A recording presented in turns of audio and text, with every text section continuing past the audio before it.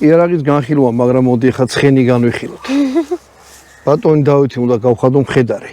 ანუ ცხენზე ტარება მანქანა კაია, მაგრამ ცხენის ტარება უნდა კაცმა იცოდეს. თუ საშუალება, ხო ეგეთი? ჩვენ აგეთ საშუალება გვაქვს, აი ესეთი მაგარი ცხენი ყავს.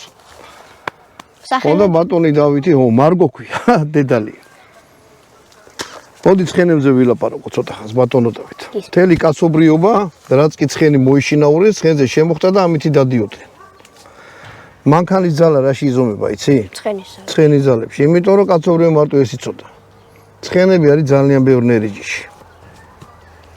მაგრამ ერთი ძალიან დიდი განსხვავება ის აქვს, რომ ყველა ცხენი არის კენტ ერთი ჩლიქიანი, ანუ კენტ ჩლიქიანია, შეხედე, ძროხას ხო აქვს ორი ჩლიქი. ამას აქვს ერთი ჩლიქი. მაგრამ არსებობს პრიჟევასკის ცხენი, რომელიც არის ბიჭო, გადი. შენი. ვაშე. უიც აპარატურა დაგვიშალა ნაკლი.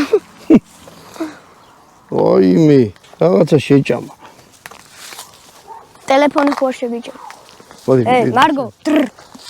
ტრ მარგო. მოდი.